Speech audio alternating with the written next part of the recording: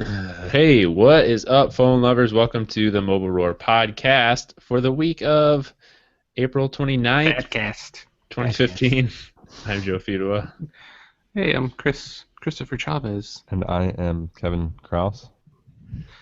He's made it safely out of the The war fire zone. and brimstone of downtown Baltimore. Yeah, no. Jeez It's all, Louise. it's How all far around. how far away is that from your place? All that stuff that's Um, like the the, CVS the specifically. CVS is about probably 4 blocks from my house.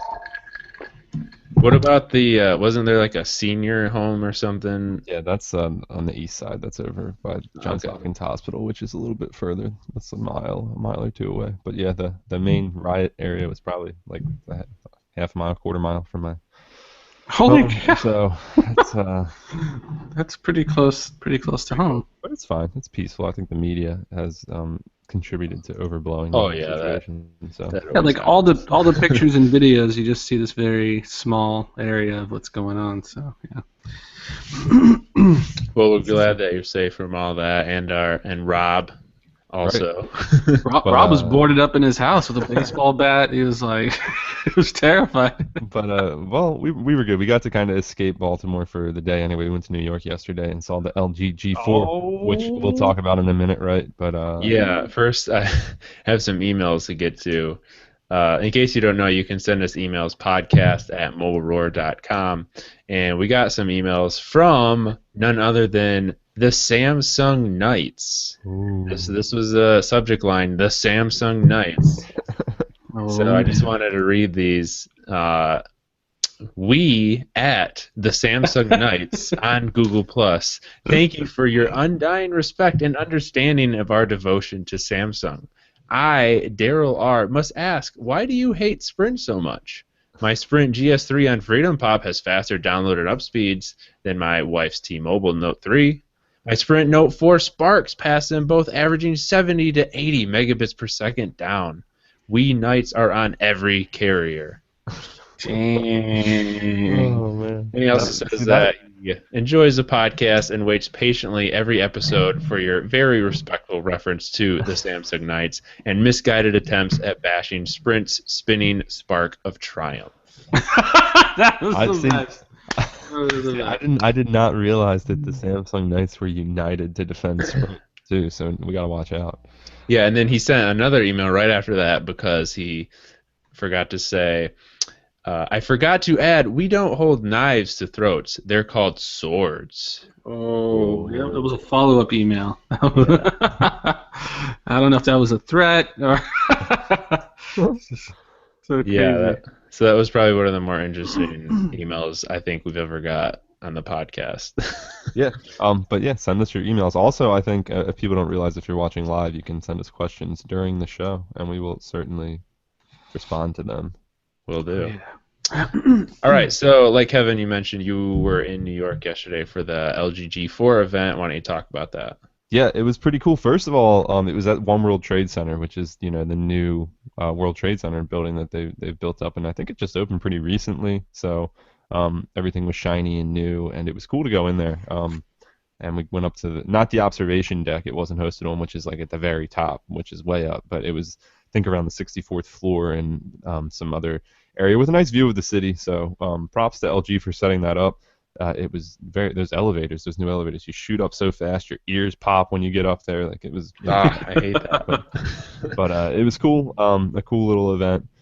Obviously not the glitz and glamour of the Galaxy S6, so it was a little bit more subdued. But I like the phone. The leaks were pretty much 100% accurate. It's what we expected, and I think LG realized that. I mean, LG themselves had teased a lot about the phone in advance, so we knew a lot about it already. So the actual reveal was a little bit more subdued and simple, but the phone itself pretty cool. The big things that LG was pointing out were the design of the phone and the camera, and also their user interface. The user interface update's kind of cool, but I think what kind of really did stand out to me were both the design and the camera. The camera, real world tests will really show us how it functions overall, but the features they packed in there are pretty cool. It's got this color sensor thing on it. I don't Yeah, let me like just find color it. spectrum sensor or Yeah, and something. they had a demo set up showing off that, and they had the G4 with it turned on, the G4 with that turned off, and they had a Galaxy S6 or iPhone or something with the logo taped over.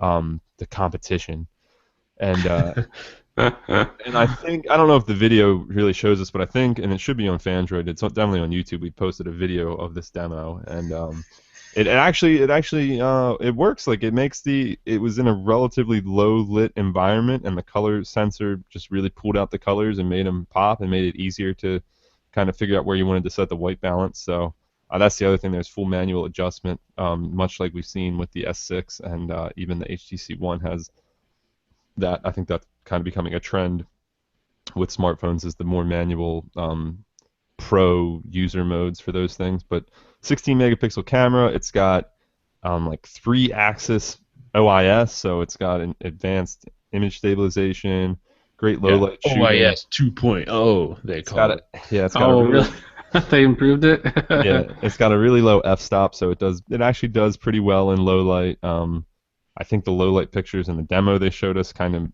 the photos came out very orangey, and the guy doing the demo tried to say that was a feature of like it was representing Yeah, the natural lighting, but I was like, I don't know if that's very natural I looking. So I noticed um, that too. I thought it looked like red yeah, almost. so Really warm, yeah. yeah, but it works. It does pretty good low light shooting, and of course it's got that uh, same kind of carried over from the G3, that laser, super fast laser focus. So that's there, but that laser focus. Pew pew The pew. one thing, Laser autofocus. the one thing LG kind of misrepresents about that autofocus is that it really only works at close range, because over a long range the laser isn't as accurate. So Yeah, yeah. they don't really tell you that, but it's there if you want to use it. I mean, I guess it's automatically being used when you're focusing. But the camera's cool. I think my favorite thing though was the design. Unfortunately, we did walk away with a G4. I have it here, but they gave us the standard. Unfortunately. No, not unfortunately. Well, fortunately, we got a G4, which is awesome, but it's got the standard back. I would have liked to have gotten one with the cool leather backs. The leather backs are nice. They've got multiple colors, very Moto X-esque in like its variety and the available colors. The fact that you can pop off the back still, and they're going to sell those back covers individually, so you can switch up your look and feel however many times you please and however you want. So, but the premium leather, Johnny Ive would be proud of the way they presented it. Like How do, how this, does that butt seam feel? you Is that know, like really raised? The butt scene?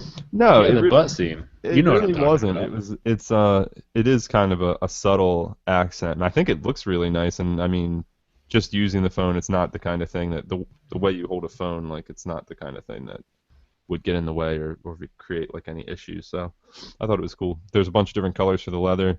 They also have a ceramic back, which no one really made a big deal about, but that's kind of cool that they have the ceramic back, which is a material that everyone keeps saying is going to show up in smartphone builds, but we don't really actually see it that often. So Is it real ceramic? Like, what is it then? Like, I mean, it doesn't.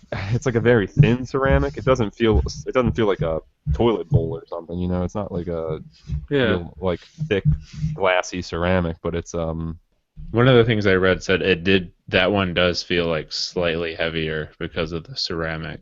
yeah, the ceramic one. What? But it's cool. It feels, and it does feel a little like durable compared to the metal back, which isn't really metal. It's like metal sandwiched in plastic, which is this.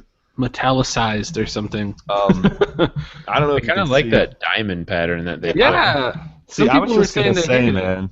I don't know if you can see it if you're watching the video, but there is a subtle diamond. Yeah, it's very subtle. Rob and I at the event, we both weren't very huge fans of this. Really? What? I thought it looks cool. Yeah, I It do looks too. cool, and you can feel it too. There's a definite feel to it, but I guess it looks okay on the phone. But if you see the quick circle cases that have this, it's very exaggerated, and it looks very like, Yeah. jewelry-esque and a little bit. It's for the fashionistas. Yeah, but not that it's a bad thing, but it's a little feminine, especially in the colors they offer. But in this sort of slate, titanium gray, whatever color they're calling this, the diamond It has a nice There little. it It is. has a nice look. I think it's cool, but I much There it prefer is. the leather back to the standard back. But those backs apparently are going to be they said they haven't decided yet, or they still don't have the final information on which carriers are getting which finish options. So I don't think it's going to be everybody across the board is going to get everything, but that's pretty Yeah, I typical. thought that was a big. They kind of dropped the ball there with no availability or pricing for any of the stuff. Yeah, Yeah, I it don't feels know. like they rushed. They rushed this I thing don't out. know if it was confirmed, but the whispers around the event seemed to say June was when we'd see this phone. But then again, everyone at the event walked away with the review unit in Yeah, hand, so I'd imagine that they're not super far off. So maybe May, maybe earlier than June. and I did Um, read it's going to be AT&T, Verizon, Sprint, T-Mobile, U.S. Cellular here in the U.S. So Yeah, it'll be a full wide launch. yep, Other features of the phone, they didn't really make a huge deal out of a lot of the other features. The only other thing they really talked about was the Snapdragon 808 processor in there, which they made the whole spiel about how they worked with Qualcomm and it's the phone is fully optimized for this processor. So we'll see how it plays out. I mean, the phone feels about as snappy as any other flagship phone that I've played with recently. So I haven't really put it through its full paces yet. So we'll see what happens in more stringent testing. But how's the out of the display look? the display is nice. It's good. And actually, just before we came on air, Joe and I were kind of debating how about the curve because I don't think this is using the same um, curved glass that they use for say the G Flex line. I think this is just a Yeah, standard display and a curved Yeah, I don't bottom. think it's. I don't think it's flexible Yeah, AMOLED. It's right. just regular. It's like the Well, Galaxy it's not 9. an AMOLED for one; it's IPS. So yeah. Yeah. So it's definitely not the curved display, but it looks really nice. I mean, it's got the UX that they have on here uses very vibrant pinks and purple colors to kind of showcase the display. Um, in some cases, like I don't know, you can't really see it here, but this display, the screen, the colors look a little pale and washed out a little bit. I don't know if that's intentionally because of the design or if that's the display, but there is a little bit.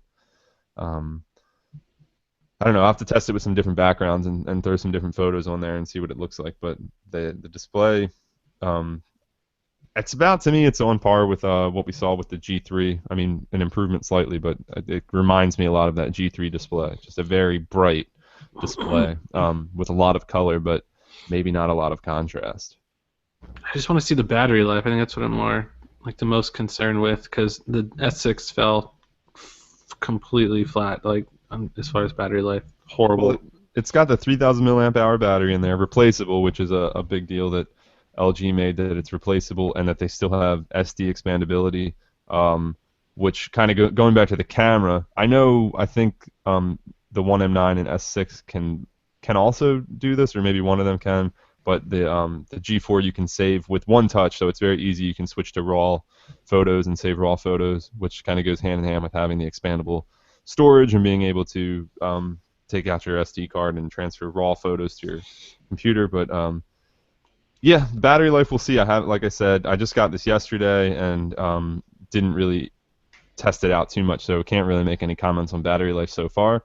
But I was kind of happy to hear LG say what a lot of people have been thinking, and that's that they kind of polled consumers in whatever way, and people were like, you know what, we don't need this super thin smartphone anymore if it means better battery life, and I think a lot of people yeah, will agree with that. So to I mean, it give a doesn't look feature. thick either. So No, it's Yeah. by no means a thick phone, but and the curve helps that a lot. But uh, the 3,000 milliamp hour battery, they could get 3,000 milliamp hours in there and make it thinner probably. But the fact that it's removable and makes it a little right. bit thicker. But the removable has like two benefits. I mean, you can change your battery, and also you can change the look of the phone by changing the backs out. So I think that's a plus altogether. So overall, I'm pretty excited about it. I know LG doesn't get the hype and buzz in the U.S. especially that I think it deserves compared to some of these other flagships, but I think it's on the same level. Like it should compete with at least folks considering the 1M9.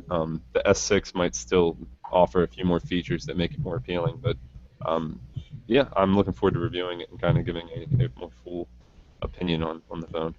I think I would definitely take it over the M9. I'm kind of excited about it too.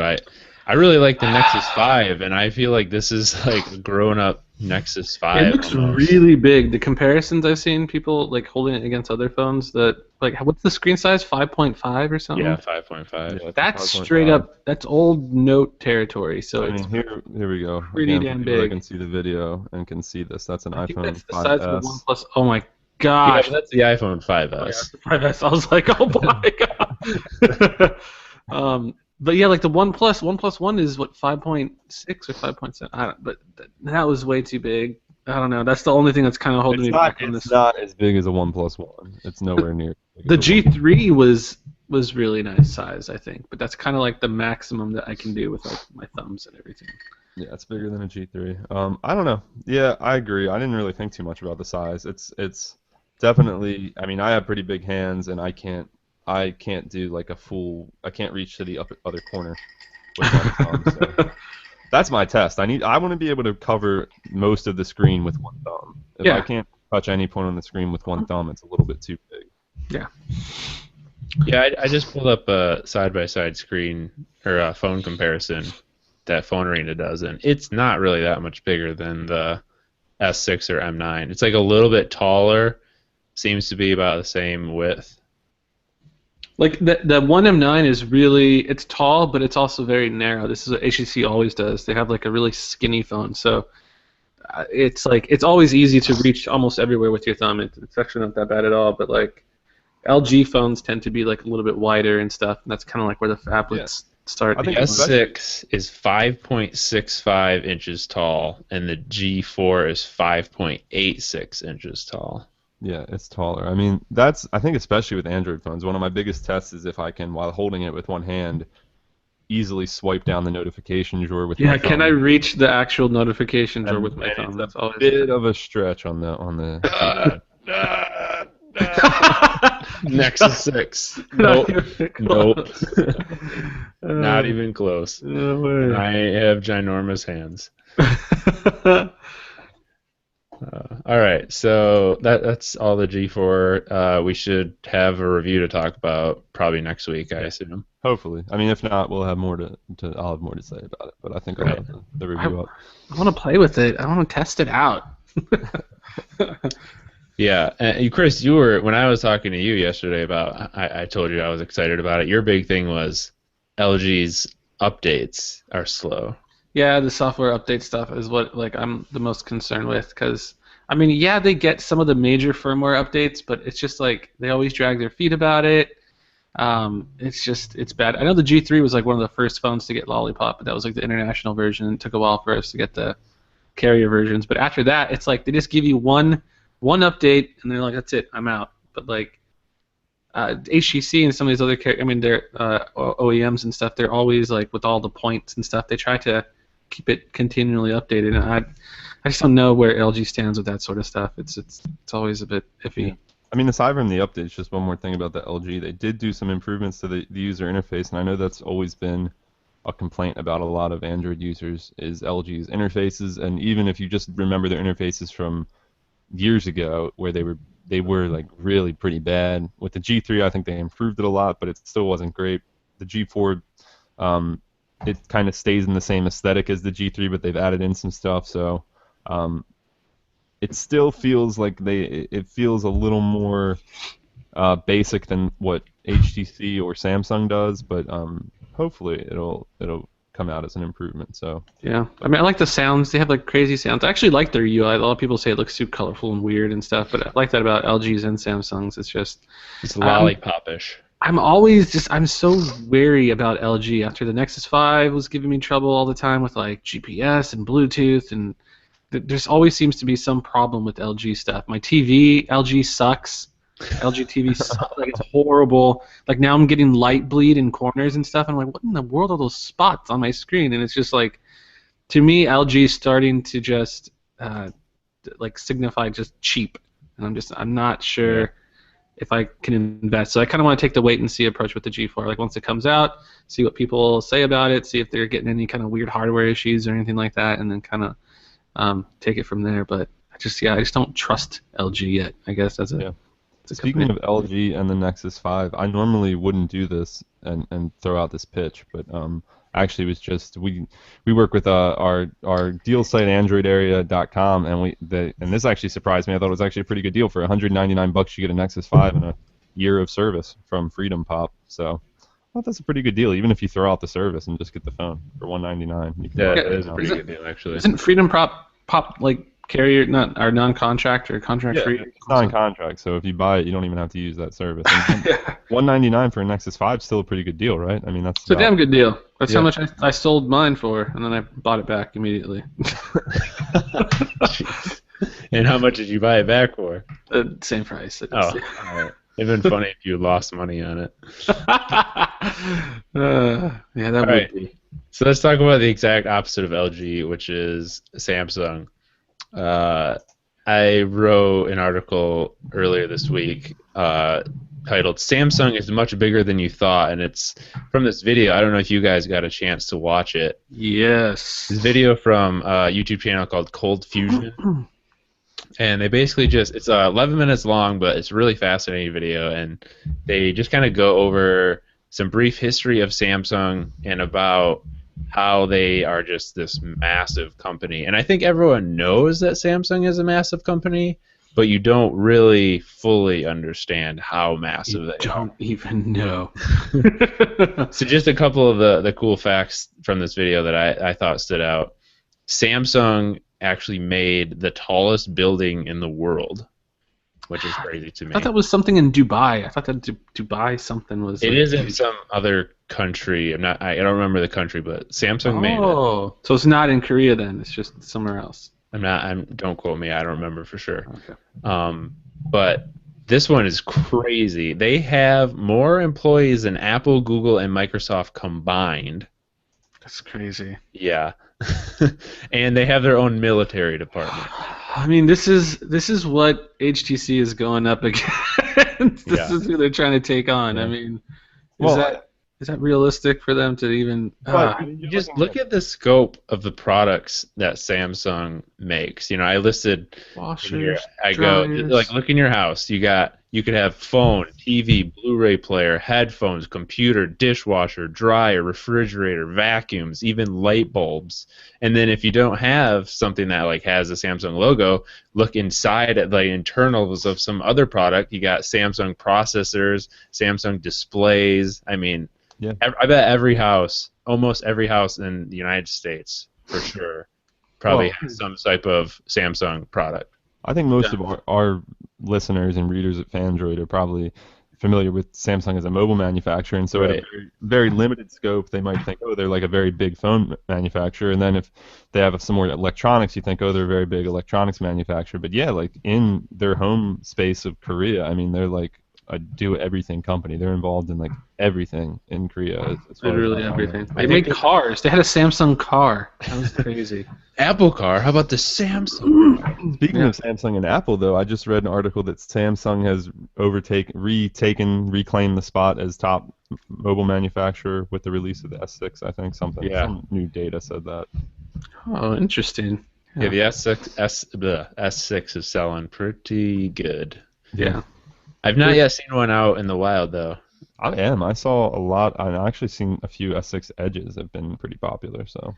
Yeah, I haven't. Except for the people that I've like personally swayed into buying one. I don't really know anyone else right now. Chris, the Samsung Knight. Put my sword against their throat. Yeah. So sticking with Samsung here, and I'll be interested to hear from Chris on this one, because you have an S6. A lot of people are complaining about OK Google from any screen just all of a sudden with the latest update is gone on the Galaxy X6 and Edge. Chris, do you have this problem too? I never had it enabled, but yeah, it was like a Google Play Services or some recent update to some app or something. And this is like incredibly frustrating to me because if it's not Lollipop in general, the OS, it's like a Google Play Services update, like some app update or something that is completely making these phones like buggy, forced closing, all these stupid, like all these problems and issues, memory leaks and whatnot. I just feel like it's always something with Lollipop, and I'm like so freaking fed up and it's driving me insane. That's why like when I get my Droid Turbo out now, I'm just like happy because I'm like it's on KitKat. KitKat was stable, wasn't trying to do anything too flashy. It's just like it drives me nuts. And then I go into like the Droid Turbo forums and you see people, are like complaining about not receiving Lollipop, and I'm like, dude, this is a good thing. Lollipop is a complete nightmare on any other phone that it's on right now. It's like you're lucky if you don't have problems. But yeah, so the OK Google Now thing they got rid of it. Apparently it was working before, now it doesn't work everywhere. It's kind of stupid. I never really used it to begin with because it would drain battery and stuff. So it's not really a problem for me. But yeah, that's what some people are thinking happened, is that they removed it because there are so many battery issues already on the S6. Yeah, for real. And then they also have, Samsung has their own S-Voice type of service. Yeah, the always on and always listening S-Voice if you set it up. So S-Voice. Can you can disable that too, can't you? Yeah, I never set it up. I make sure I turn all that stuff off. Pretty much every Samsung feature that they have on there, like the Smart Stay, I'm like off. All the Edge features off. Everything that might possibly impact battery life, I turn it off because it's already pretty bad. I remember with the S5 with even with S-Voice, they like in the US versions disabled the always listening feature or something. There was something about originally with S-Voice on the S5. They had some. Oh man, I believe it. Functionality. Yeah. So that's my S6 problems right now. That OK Google thing, it's so freaking. It just heard me there. Right as I'm about to say, it's so annoying because sometimes it will randomly just get disabled, and I'll have to go back in and check OK Google from anywhere. It's weird. It's working right now. It just went off again. Working. I'm telling you, it's probably I think it's with every update, it probably defaults back to like off. That's and so dumb. You have to go and turn it back on again. Yeah. Frustrating. But I don't know. I just feel like Google needs to get their shit together because this is getting ridiculous already. All these weird bugs and everything. Other than that, though, I wouldn't say I have a lot of issues with Lollipop. But are you on 5.1.1 or just 5.1? 5.1 for sure. I'm not sure about 0.1 after that. Oh, okay. Real quick. Yeah, just 5.1. Yeah, so 5.1 is supposed to be like really, really good, which is what I'm holding out for. Hopefully, I don't know, Samsung or someone else fixes all this stuff. But yeah, and that's what the G4 comes with, is 5.1, so that's good. Yeah, I was really surprised. So yeah, that's awesome.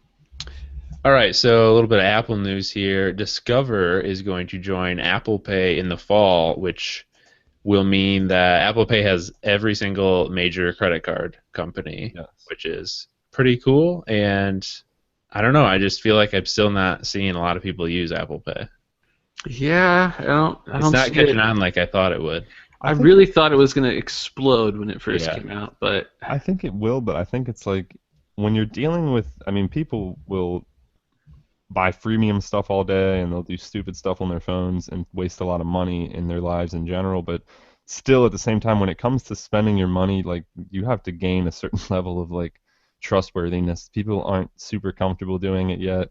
It's not as widespread. So even if like half of the stores carry it, if the other half don't, it's still just more. You're still more in the habit of having to pay with cash or a card, so you just aren't getting in the habit of it. And also, I think there is, for me at least, and I'm sure this carries over to other people. There is this level of like, I don't want to be that guy in line, like. Oh yeah, that's absolutely 100% the reason I've never done it. No, my thing is when I do it, and I'm like, oh, I'll try this out. It doesn't work. I'm like, and the guy's like, what are you doing? I'm like,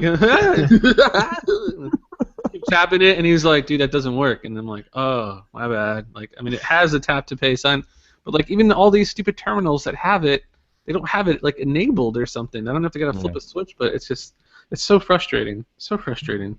Trying to be like that 21st century man about town with all my future stuff. Can't do it. Yeah, I'm not using it until like everybody in front of me in line is using it, and then maybe I'll do it. That's why I was so excited about the Samsung thing. The Samsung Pay was because you can do it at any just regular thing.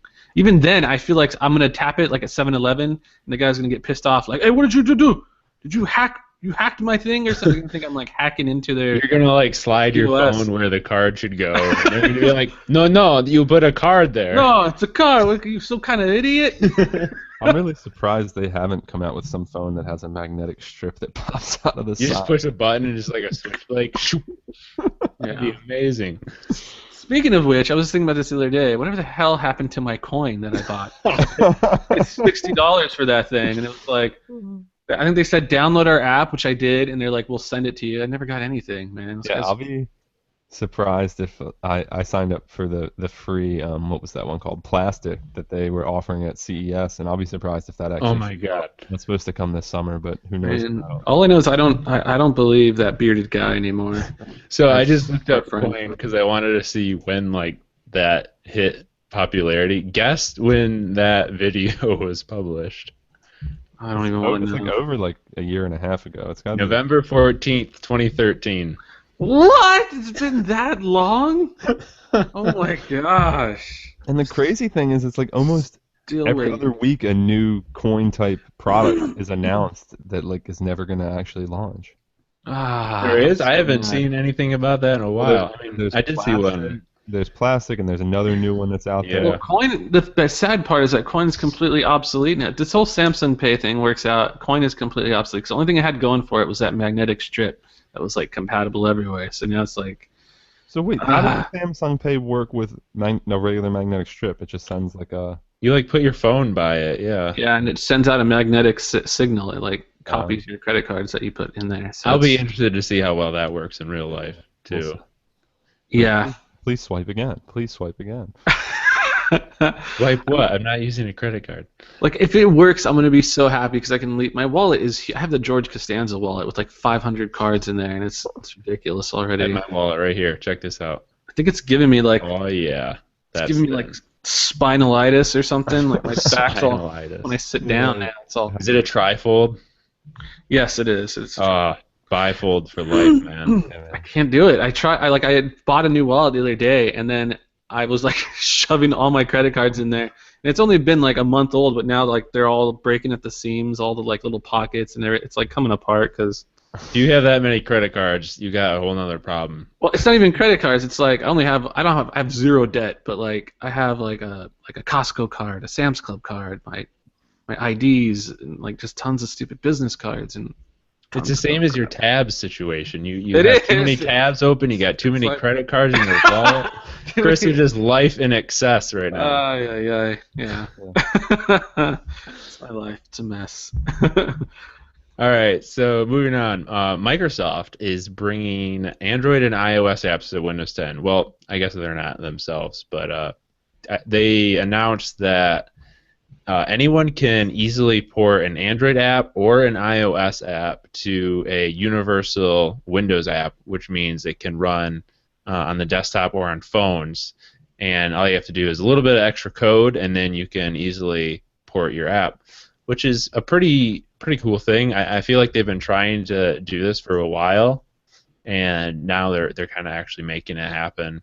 So a developer can you can publish your app for Android, say, first, and then say you want to port it to iOS, you want to get it on iOS, you do that, and then it'll be easy to just do a third step and get it working on Windows also.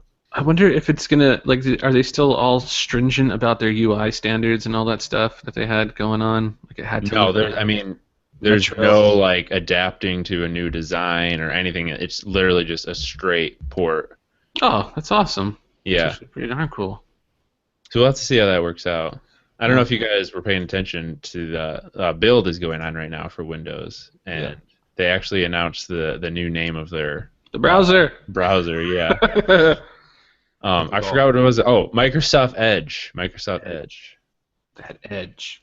I don't know. I kind of feel like Project Spartan was a cooler name. Yeah. Project Spartan browser or something, that would have been cooler. Yeah, Edge doesn't make sense as a browser to me. It doesn't even like when you hear it.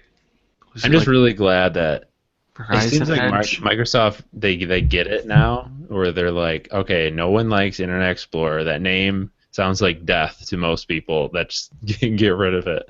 Yeah. That's good. Yeah. Satella, Nadella, Satay. Satya Nadella. Yeah, Yeah, that guy's doing some cool stuff for sure. he is. All right, OnePlus. It's not a mobile or podcast if we don't talk about OnePlus. Every week. I think it was last week they celebrated 1 year since the original OnePlus. Yeah, and to 1 year celebrate, anniversary. $1 off. Woo! Full dollar. One whole dollar. Those jerks. It's so stupid. Ay. I don't really have much more to say about that. Yeah. And then the Apple Watch is, I guess, arriving for people that pre-ordered it slowly. Is it officially available in stores, or is it just people that pre-ordered it? Well, I mean, I think it officially came out on the 28th, so it's officially available, but as we know, it was pre-ordered, and the pre-orders pushed it a lot of back, people so are getting that. I don't think you can walk in a store and buy it today, but if you bought it, it should be arriving for people that got their pre-orders in early enough. You can walk in a store and try it on, though. Yeah. It should I be heard there was quite lengthy lines just to try them on, which is crazy. I want to try it. I saw stuff that like the battery life wasn't as bad as like it was people originally made it out to be and stuff. So I don't know. I'm interested. Did you guys see that video of the guy who spray painted his? I think it was a space gray Apple Watch gold. No, I did What? not see No. that. And it looked like just awesome. It looked awesome. It actually looked good. Yeah, it looked really good. I thought he just sprayed over the screen and everything. No. He like taped it all up pristinely and took okay. off the band and everything, and Yeah, he I'd knew what he was doing. I'd like to see how long that lasts though before it's flaking. Yeah, you have off. to think it's gonna scrape off and stuff. Look terrible. But hey, you don't want to spend $10,000. Get yourself a can of spray paint and some masking tape. Does anyone you guys know, like by any chance, plan on getting the Apple Watch or already got it? No, I haven't talked to anybody who has bought it, said they want to buy it, or has any interest in buying it. I'm surprised Rob didn't get one to do a bunch of like comparisons and stuff. I think he thought about it, but then he realized that we wouldn't get it till like June or July. Yeah. If you like try to order one now, I think the ship date is pretty ridiculous. Yeah. So it's doing well then. I guess a lot of people pre-ordered it and stuff. Well, you know, the thing about it is it doing well? How many did they make? You know, it's one of those situations where it's probably a combination of a bunch of things. And then I saw Beyonce wearing one. So it's yeah. Oh, celebs are getting them like crazy, but normal people. You got to consider like the standard conspiracy theory that it's a generated stock crisis, like they purposefully did this. Well, I actually heard some I can't remember where I was reading this, but someone was saying that they think like the really expensive models, the $17,000 ones and stuff like that, that they don't actually have any stock of those. They make them as you order them on demand or whatever. Yeah. Interesting. Which probably would be smart move. Yeah. That would make sense because those have like ship dates that are pushed way far back, and I was like, they could not have sold that many of those. Right. But, all right, so without further ado, wins and fails. Kevin. All right, my win this week is a new Kickstarter called the CH4. It's a fart detector, so bear with me. Gosh. Bear with me on this one. It's not. I'm not calling it a win for what it does, but I just think it's hilarious, and I know like there's no way the people that made this aren't doing this like tongue in cheek, and they don't know that this is kind of a joke and funny. So it's not like I don't think anyone seriously thinks you need a fart detector, but it's almost a test to see if people will kickstart anything. Well, I think that was already proved with potato salad, wasn't it? Yeah, that's true. But so this thing, it is a little box you clip onto the back of your pants. When you fart, it detects it. It samples the gas content. What? No, I don't think it actually breaks down the molecules, but it detects when you fart. It logs it in on your smartphone. You also log in what you have been eating, so it compares those, and it'll tell you which foods make you fart and what you should avoid eating. So that's the purpose of it. Oh my god. So it hasn't gained a lot of steam. I think when I just checked, there were 12 backers. They're charging $120 a pop to buy one of these things. Holy crap. and they're trying to raise close to $200,000. So we'll see if it gets funded. But It's not good. my win is just like good for them. Like you made a fucking So made- someone thought of it. That's the win. Yeah. you made a fart detector, and somebody, at least one person, wanted to buy it. So good for you. That's And there's probably like that one person too who did fund it, and they're like trying to get everyone to fund it because I they mean, really want it. You know what they got to do is get that bearded guy on there, yeah. and then it'll Yeah. sell like hotcakes. I'll even buy one. Shoot, Yeah, maybe you'll get it in 2 years. the coin all over again. Their diagrams are hilarious. They just drew like some dude in pencil. What is and then- CH4? Does that stand for something? Yeah, I think it's a molecule like joke. I think that might be. Oh, it's like the fart methane or something. molecule. Yeah. Oh, this thing looks pretty nice. Pretty nondescript. Yeah, Just it's made. Put it in your made back with- pocket. MakerBot.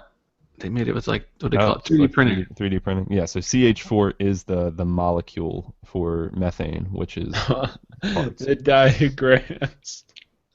Oh my god! I told you the diagrams are the best part. It's like someone hand drew someone's butt. On their like binder paper. That's great. Yeah, everyone go look up the Kickstarter. It's pretty funny.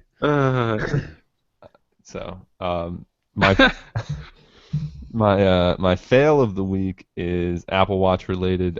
It's come out. There've been some reports on Reddit and Twitter. Some reports have come out that the Apple Watch, which has a series of wrist sensors for not only detecting things like heart rate, but also just detecting when the watch is on your wrist in general. And these are sensors that use infrared light and other optical type sensors.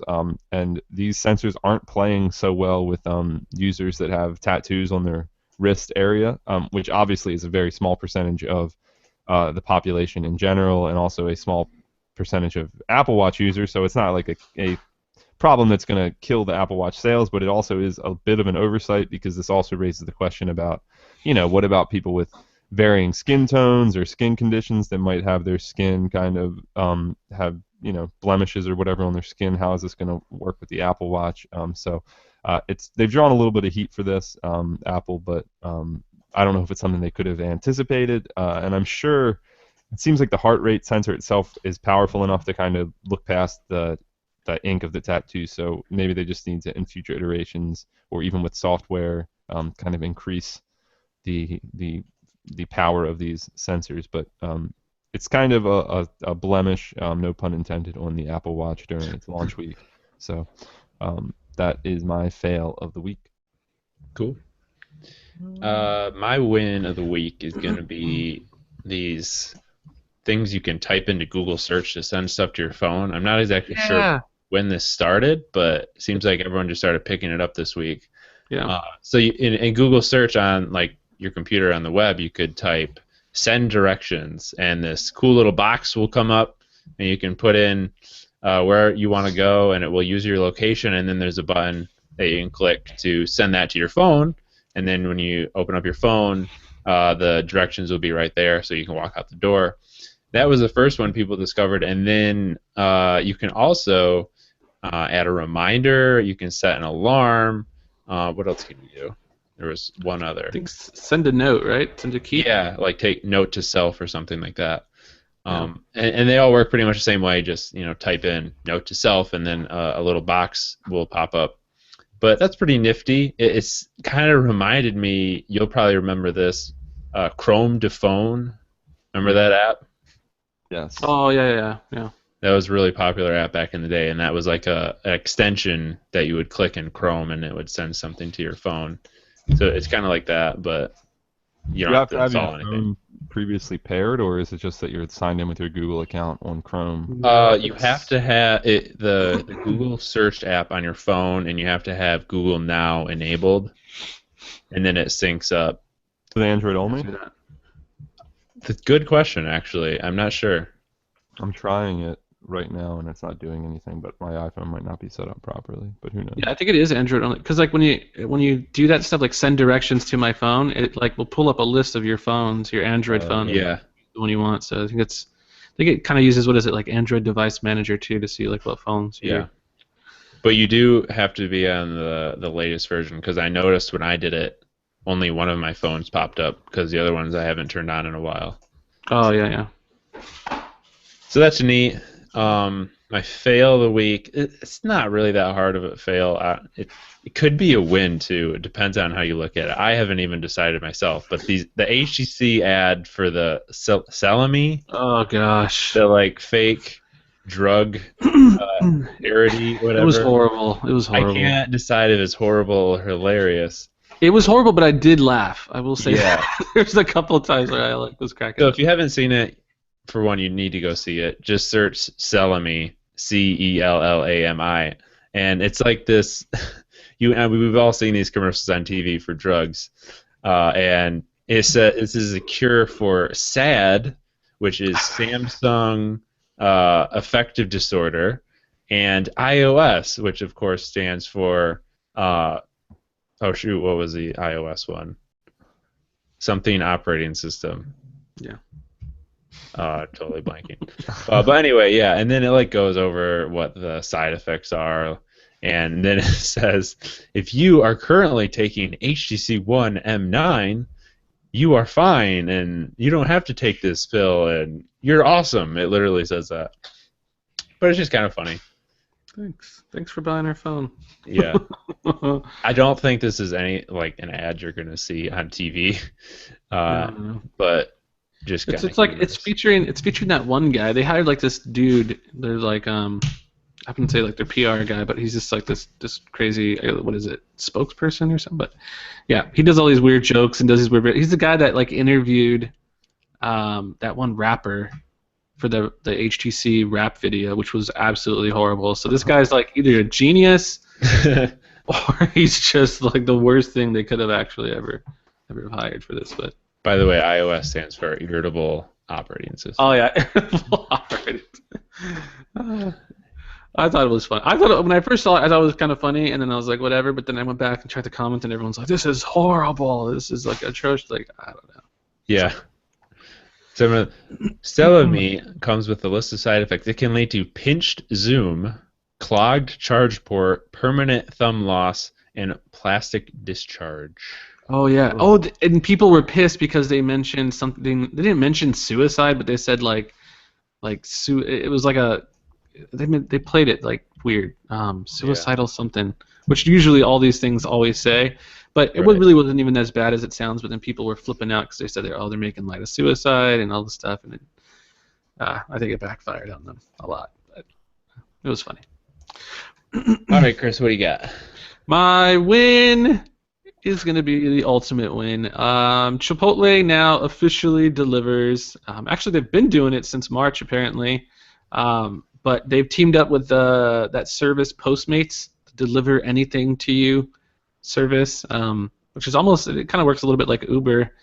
Basically, you have the app, you open it up, and then you summon someone, and you tell them what you want them to pick you up, and they can pick you up like Plan B birth control. They can get you like a box of condoms, anything you're too embarrassed or whatever, just too lazy to go get yourself. Postmates will deliver. And apparently there was they weren't allowed to technically, like there were some places they couldn't go, so you couldn't actually have them go and order you a Chipotle burrito.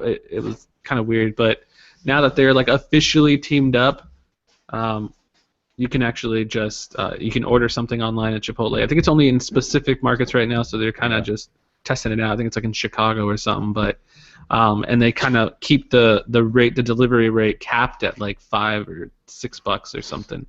So that's good because normally I actually heard it was closer to like $8 the delivery. Yeah, they said like 5 or 8 capped, but again, it's according to distance and all that stuff. So I mean, there's literally one right around the corner from my place, so I'm guessing it'd probably be like $5, which would be worth it. But once you start getting like the $8, $10 range, that's like double. That's almost what double what your burrito would cost.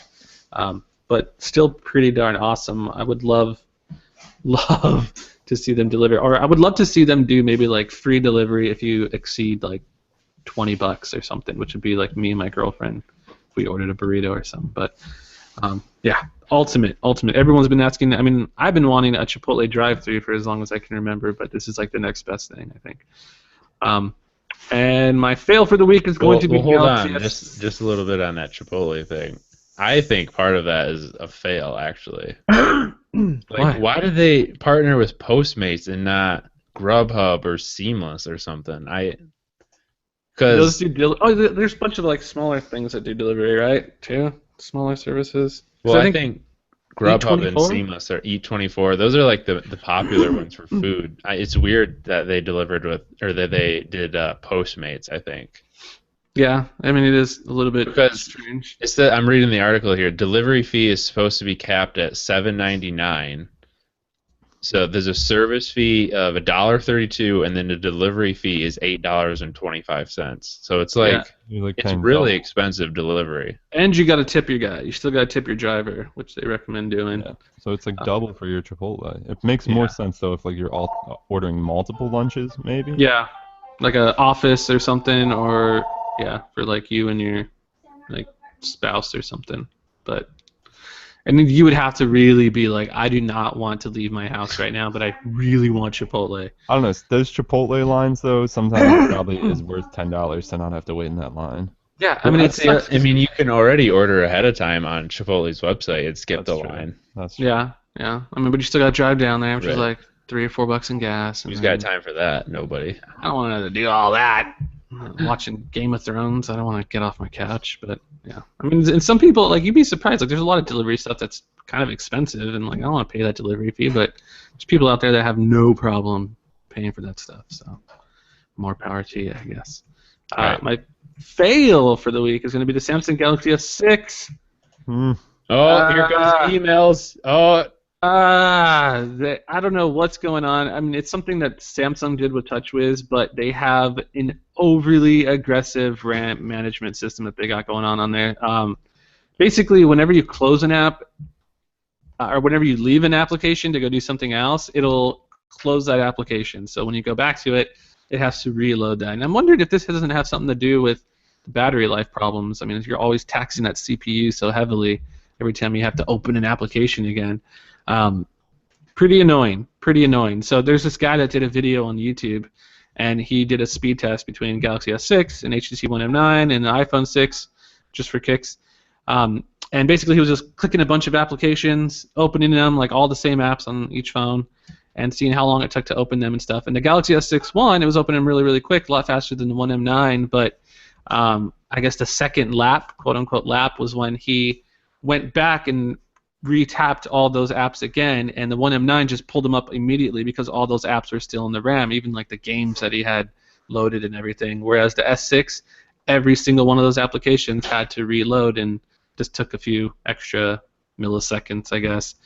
So the 1M9 actually came out in it beat the S6 in that little speed testing going on. So I don't know what's going on. It's really annoying. I remember the original HTC One X had this aggressive RAM management problem way back in the day, and it was really, really super annoying. But that was back when processors were a lot slower and stuff. But so it is frustrating, and it's kind of dumb, and it's confusing. It's confusing because when you look at the RAM, like usually about 86% of it is being used.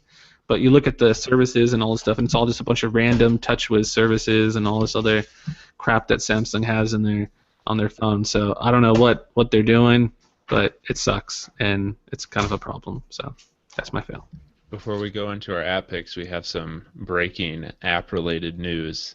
Uh-oh. Secret is shutting down. Remember that app? Dang, that was quick. They burned through like $33 million of funding, I guess. Holy crap! I totally thought they'd be around a lot longer than that. And apparently their founder just recently bought a Ferrari. People are... Oh my gosh! Well, there goes like half of that. No. That's awesome. My girlfriend was using Secret for a while, and I hated it. So that's dope. I'm gonna laugh at her and tell her. Tell her right now, live on the podcast. Secret went under. They're closing business. I like Whisper better. Oh yeah, that's right. What? She's using Whisper now too. Now. Oh, Whisper was around even Yeah. before Secret. Yeah, and Yeah. whatever, man. Like Secret was cool when it launched, and they changed their format, and they just became like a Yik Yak clone, and Yik Yak's way better than Secret. Yeah, they became a Yik Yak / Whisper clone because they were just trying to do something different. But yeah, it was too late for them. I'll never forget that day that Secret was out for Android. Man, And that every entire tech day. blogger ever used it, and it was It was bad. It was only us on there. It was only the Yeah. dumb tech bloggers that were writing about it. Yeah, and that's what made it so bad because they're just like secrets from tech bloggers and other websites and stuff. People just talking mad shit. It was fun for a day. Yeah, it was. All right, let's do some app picks. Okay. My pick is a new music app called for Android called 6 Seconds. It's an interesting take on the streaming music app. It's by the guy that founded MP3.com. I think he's behind this. And it's different from what we've seen. So it's not pulling music streaming from a database on their own servers. It's not doing anything like a streaming service we've seen now. What it does is you search for a song you want to hear. It searches global free radio streams for where that song's playing, and it pulls from those streams to let you listen to the song. So you get unlimited free skips, you get unlimited free listening. And I mean, I guess the one downside is, of course, the song has to be playing on the radio somewhere. But with thousands of global streams available, chances are, especially if it's a modern, popular song, you'll be able to find it. Maybe with some of the older tunes, this won't work out so well. But if you're looking for top 40 songs or something like that, 6 Seconds will be able to find that on a free radio stream and bring it right to you, which I think is a pretty cool concept, kind of crowdsourcing streaming radio. That is actually a really cool idea. I'm going to have to download that. Yeah, especially if you're looking for, like I said, songs that are like have a good chance of being on the radio currently. You're in good shape. So Everything all right over there, Chris? Oh yeah, she's flipping out. So someone's getting married again. It's marriage season. Is that what's going on? Yeah. It is marriage season. It is that time. Okay. You might be hinting at something, Chris. Yeah. Oh, marriage season. I have a special announcement on next week's podcast. All right. My app pick is this app. I don't know if you guys have ever heard of this app. It's called Facebook Messenger. Yeah, I mentioned it. Facebook. What? No, are you paid by Facebook to rep? I'm a Facebook shill. Yeah, I'm on the payroll. But no, I don't know why. It's weird, but I actually love Facebook Messenger. It's the only app I use for messaging, and I think seriously though, it's a really good app. It Tell me is. I'm not It is. crazy. No, I will tell you. Yeah, I love it. I wish more people were using it because I love using it so much. That's how crazy. I will tell you this. I finally just gave up on my resistance and downloaded it. I was trying so long to be like, I refuse to download a separate app to use Facebook Messenger. Yeah. Out of principle, yeah. Well, there are a couple things why I'm mentioning Facebook Messenger again. Number one, this happened a while ago, but I don't think we mentioned it. Messenger.com. If you go there, it's Facebook Yes. Messenger in your browser. And I just had Facebook open all the time when I was using it. But this is a lot nicer because it actually has the same design as the app, which is much nicer than the Facebook website. And then the other thing is, I think this was yesterday, Facebook Messenger now has free video calling to anyone that uses Facebook Messenger, which is pretty neat. Not something that I'm going to use a lot probably, but for those few times that I do want to use it, it means now I don't have to like open Hangouts or Snapchat or something to do a video call. I can just do it right there in Facebook Messenger. So kind of cool. If you're using Facebook Messenger, it's a cool thing. And you know the thing about Facebook Messenger is everyone uses Facebook. So if you want to chat with someone, there's probably a good chance Facebook Messenger is a way to get a hold of them. Yeah. Facebook is like the internet's DMV, so everyone's on there. It's like the internet's. It's like a phone. It's like SMS. You know, everyone has a phone number. Yep. And then there's like a million different messaging apps, but you have to get all your friends to use it. Facebook is like the one that you know. All right, my friends are probably already using this. Got my grandma on here. Just have to search for her name. I want to ask her for like her phone number. It's like she's already on there. Grams. Yeah, and who doesn't love getting Facebook messages from their grandma? Abuelita. All right, Chris, do you have a app pick for us? My app pick's going to be Clarity Keyboard. It's brought to you from the guys of SwiftKey keyboard guys. I guess they opened up some sort of new like beta channel type thing that they got going on, where they're kind of I think they call it the greenhouse, SwiftKey greenhouse, where they're trying to think of new ideas and all this crazy stuff. But this is one of the